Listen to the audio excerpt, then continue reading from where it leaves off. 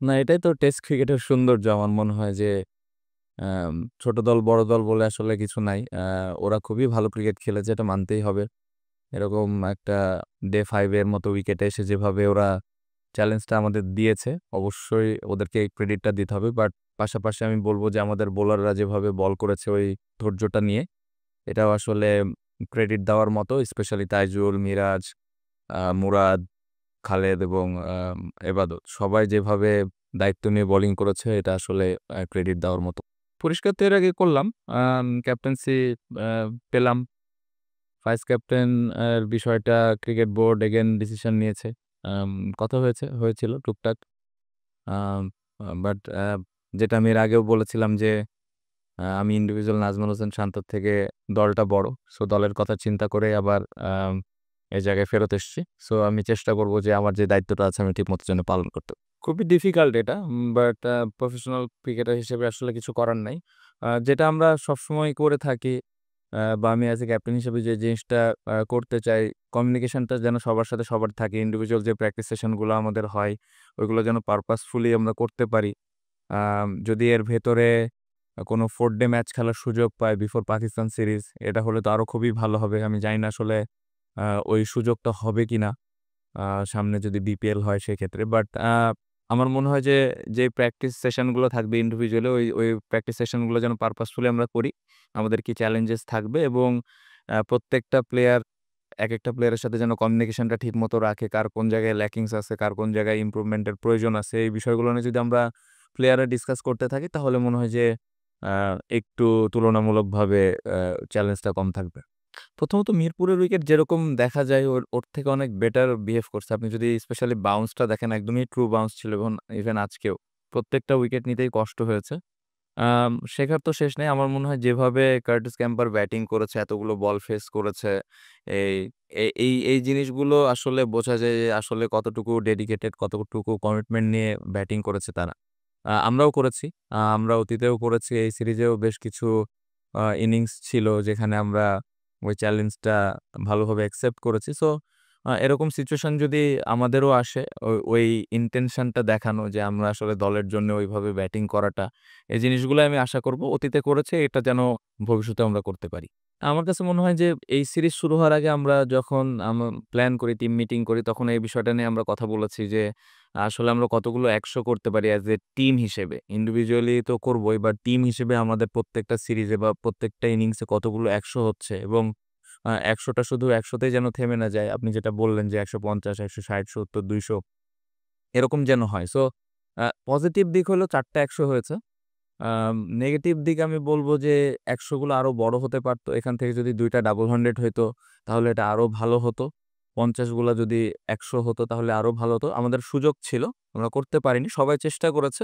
But এই জায়গাটাতে হলে অ্যাজ এ ক্যাপ্টেন হিসেবে এটা আরো ভালো লাগতো। কারণ আপনি যেটা বললেন যে এই ধরনের টিমের এগেইনস্ট এ যদি এই রানগুলো থাকে একটা ব্যাটসম্যানের পেছনে তাহলে ভবিষ্যতে এটা আসলে ওই ব্যাটসম্যানকে আরো কনফিডেন্স দিবে। সো পজিটিভ নেগেটিভ ২ টাই ছিল। বাট আমি অ্যাজ এ ক্যাপ্টেন হিসেবে যেই মিটিংটা করেছিলাম যে ১০০ র কথাটা বলেছিলাম, এই জায়গার দিক থেকে স্যাটিসফ্যাকশন এর জায়গা আছে।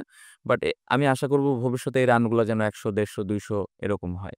এখান থেকে বের হওয়ার উপায় যেটা আপনি বললেন, ডোমেস্টিকে যখন আমরা ফার্স্ট ক্লাস ক্রিকেটে যখন খেলি, এই জায়গায় কিভাবে আমরা বড়, বড় রান করি এবং যখনই অপরচুনিটি আসবে খেলার, তখনই যেন সবাই ম্যাচ খেলে। ওই 4 ডে ম্যাচ খেলে। বিং এ ক্যাপ্টেন হিসেবে আমি এই জিনিসটা চাই যে আমার প্রত্যেকটা প্লেয়ার যে ফার্স্ট ক্লাসে যে ম্যাচ খেলতেছে এবং চেষ্টা করতেছে যে ওখানে কত বড়, বড় রান করতে পারে। না অবভিয়াসলি আমি তো আপনি যদি দেখেন মমিনুল ভাই, সাদমান বা মুশি ভাই যখনই ওনারা সুযোগ পায় কম বেশি কিন্তু ম্যাচ খেলেন এবং আমি আশা করব যে আশেপাশে যারা আরো ইয়াং ক্রিকেটার আছে তারাও যেন ম্যাচ খেলার সুযোগ পেলে ম্যাচটা যেন গিয়ে খেলে। হ্যাঁ, এটাও আমাদের খেয়াল রাখতে হয় স্পেশালি পেস বোলারদের ক্ষেত্রে ওয়ার্কলোড অনেক কিছু থাকে যেগুলো ফিজিও ট্রেনাররা ম্যানেজ করে। বাট অ্যাজ এ ক্যাপ্টেন হিসেবে আমি সবসময় আশা করি যে সবাই গিয়ে যেন ম্যাচ খেলে এবং ম্যাচ খেললে ওই হ্যাবিটটা তৈরি হয় আসলে লম্বা সময় ব্যাটিং করা বা লম্বা সময় বল করা। সো আমি আশা করব যে সবাই ম্যাচগুলো খেলবেন। ক্রিকেট বোর্ডের কাছ থেকে আশা এতটুকুই থাকবে প্র্যাকটিস ফ্যাসিলিটিস গুলা যেন পারপাসফুলি আমরা পাই। চ্যালেঞ্জ যেরকম থাকবে ওই অনুযায়ী যেন পাই। আশা তো থাকবে যেন এত লম্বা গ্যাপের মধ্যে কোনো একটা আ বাইরের কোনো একটা দলের সাথে একটা সিরিজ খেলা 4 ডে ম্যাচ বা একটা দেশের মধ্যে একটা টুর্নামেন্ট খেলা যেটা আমরা বিসিএল এর আগে খেলেছি, এ ধরনের কোনো টুর্নামেন্ট খেলা। এ ধরনের যদি আমরা আম ম্যাচ খেলার সুযোগ পাই ফার্স্ট ক্লাস ক্রিকেটের পরেও তাহলে সবাই খেলার মধ্যে থাকলে একটু সহজ হয়। সো এটাই আমি আশা করব। নিলাম না এমন না। জিনিসটা হচ্ছে আমি যেটা বললাম যে রিজনটা একই রকমই ছিল। যে একটা সময় যখন ক্যাপ্টেন্সিটা আমার কাছ থেকে ক্রিকেট বোর্ড নিল, তারপরে আমি যখন আবার নিজে থেকে টেস্ট ক্যাপ্টেন্সি ছাড়লাম। আ ওই সময় আমার কাছে আমার চিন্তাভাবনা একরকম ছিল। যত দিন গেছে যখন টিমের কথা চিন্তা করা হয়েছে, দেশের জায়গাতেই আছে স্টিল। টিমও টিমের জায়গাতেই আছে। বাট আমার কাছে মনে হয়েছে যে আমি যদি কন্টিনিউ করি, আমি আমার টিমকে আরো বেটার কিছু দিতে পারবো। সো ওই বিশ্বাস থেকে এবং ক্রিকেট বোর্ড যেভাবে আমার সাথে কমিউনিকেট করেছে, যেভাবে এক্সপ্লেনেশন দিয়েছে আমাকে, ওইটাতে আমি কনভিন্স ছিলাম এবং আমি আশা করি যে বোর্ড ওই সাপোর্টটুকু পুরোপুরিভাবে আমাকে ভবিষ্যতে দিবে। এই সিরিজে আমি খুব ভালোভাবে পেয়েছি। আমি আশা করছি যে সামনে ওই আ যে জিনিসগুলো আমার প্রয়োজনীয় হবে আমি পাবো। সো ওই সবগুলো বিষয় চিন্তা করে আসলে ক্যাপ্টেন্সিটা নেওয়া এবং ভাইস ক্যাপ্টেন ইস্যুটা ওইভাবেই আসলে নেওয়া হয়েছে। অনেক বেশি ইন্সপায়ারিং আমার মনে হয় তাইজুল ভাই যেভাবে আ এত বছর ধরে খেলে আসছে, স্পেশালি তার ওয়ার্ক এথিক নিয়ে কোনো কোয়েশ্চেন মার্ক নাই। Of the field, on the field সবসময় হার্ড ওয়ার্ক করে যাচ্ছেন। মজার বিষয় হলো সাইলেন্টলি কাজ করে যায়। খুব বেশি অনেকে হাইলাইট করতে চায় না বা করে না বা করার সুযোগ হয় না। আমি যেটা এর আগের একটা প্রেস কনফারেন্সে বলেছিলাম যে টেস্ট ক্রিকেটটা আগে কিভাবে আগাবে। আমরা সবাই মিলে যদি একসাথে এই ক্রিকেটটাকে নিয়ে কথা বলি, একটু আ প্লেয়ারদেরকে একটু হাইলাইট করি যারা ভালো করছে।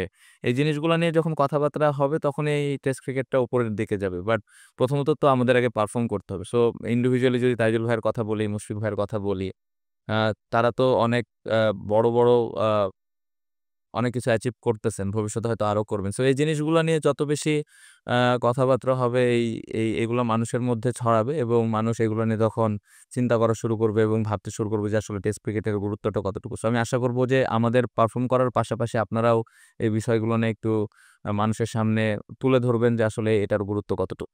না অবশ্যই সবসময় তো ভালো উইকেট চাই। বাট আমার কাছে মনে হয় যে অপোনেন্টের স্ট্রেংথ অনুযায়ী যখন হোমে খেলা হবে ওইভাবে উইকেটটা বানানো হোক, এটাও চাই।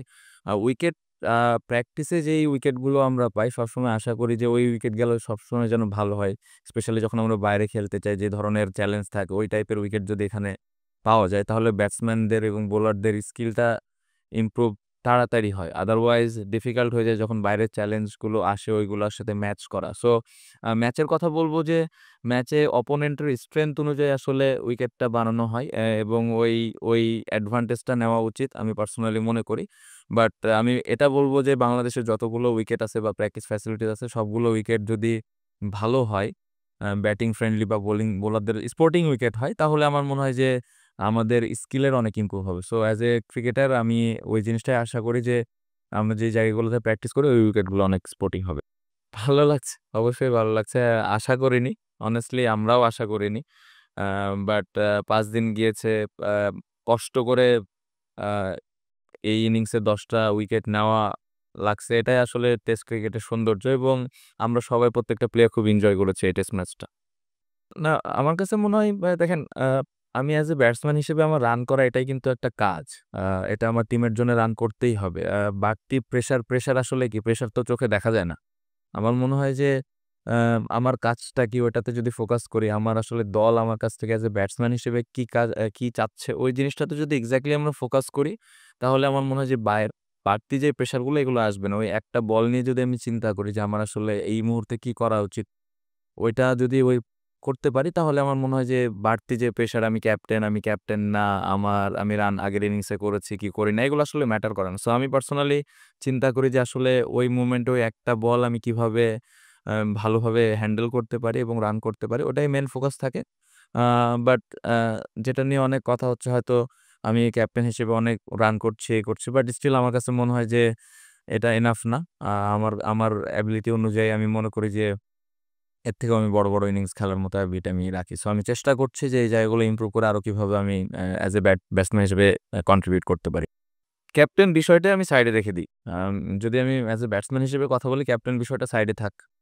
আপনি যেটা বললেন অবশ্যই বছর শেষ হয়েছে, ভালোভাবে শেষ হয়েছে। অবশ্যই এটা ভালো লাগার বিষয় অ্যাজ এ ব্যাটসম্যান হিসেবে করতে পেরেছি টিমের জন্য কন্ট্রিবিউট। বাট আমি যেটা একটু আগেও বললাম যে এইখানে এটা আসলে এনাফ না। আমরা যদি আসলে ভালো দল হইতে চাই ভালো টিমের এগেইনস্টে ম্যাচ জিততে চাই, তাহলে এই রানগুলাকে কনসিস্টেন্টলি আমরা কত বেশি করতে পারতেছি বা আমি কনসিস্টেন্টলি আরো কত বেশি দলকে কন্ট্রিবিউট করতে পারতেছি, এটা ইম্পর্টেন্ট। সো লক্ষ্য এটাই থাকবে যে নেক্সট ইয়ার যেই ১২টা টেস্ট আছে যদি সবগুলো খেলার সুযোগ হয়, কিভাবে আমি আরো ইমপ্রুভ করে আরো ভালোভাবে দলকে কন্ট্রিবিউট করতে পারছি। সো আম ক্যাপ্টেন না, ৬০ এভারেজ এগুলো আসলে এখন সব পাস্ট হয়ে গেছে। আ এভারেজ ৬০ এটা চলে গেছে।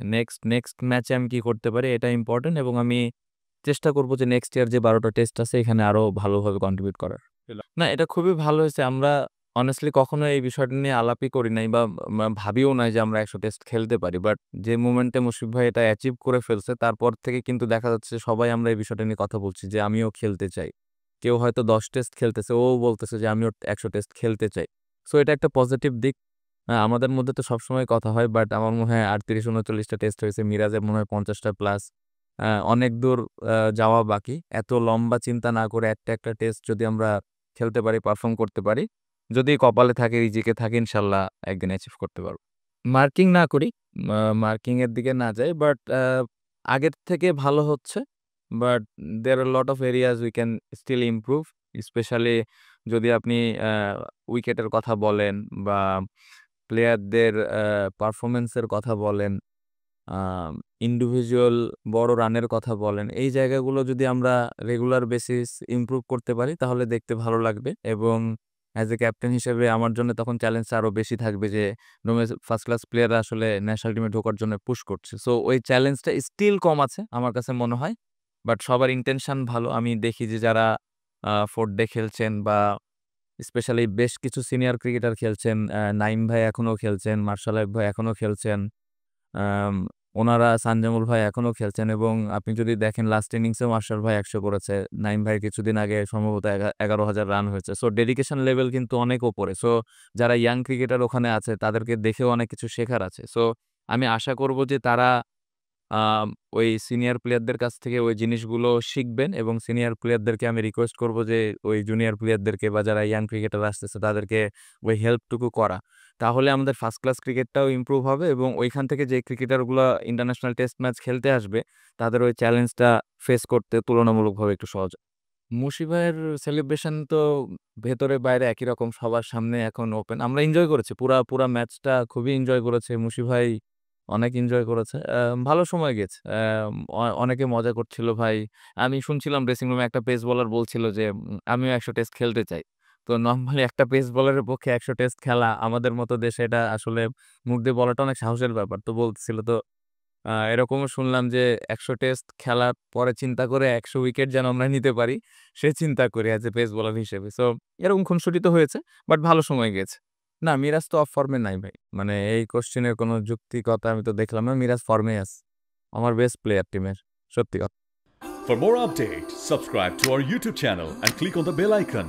Follow us on Facebook and Instagram.